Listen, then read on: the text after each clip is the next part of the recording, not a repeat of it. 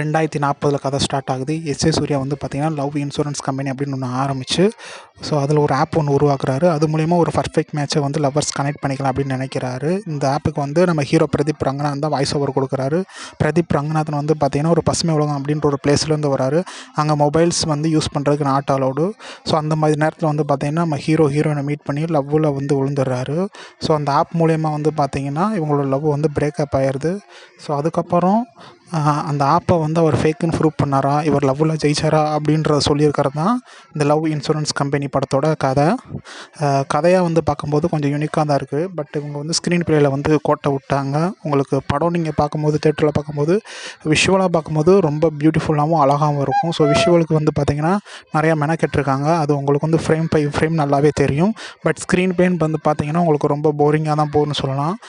பாட்டுக்கான ப்ளேஸ்மெண்ட்டும் பார்த்திங்கன்னா அங்கங்கே பெருசாக ஈடுபடலைன்னு தான் சொல்லணும். ஸோ எனக்கென யாரும் இல்லையே வர சாங் கூட நல்லா தான் இருக்குது. பட் அதுக்கான ப்ளேஸ்மெண்ட் வந்து சரியில்லை. ஸோ ஓவராலாக அந்த படம் அப்படி பார்க்கும்போது ஒரு பிலோ ஆவரேஜ் மூவி தான். இந்த வீடியோ உங்களுக்கு பிடிச்சிருந்தா லைக் பண்ணுங்கள், கமெண்ட் பண்ணுங்கள், ஷேர் பண்ணுங்கள். மறக்காமல் நம்ம சேனலை சப்ஸ்கிரைப் பண்ணுங்கள். இதே மாதிரி இன்னொரு வீடியோவில் உங்களை சந்திக்கிறேன். தேங்க்யூ.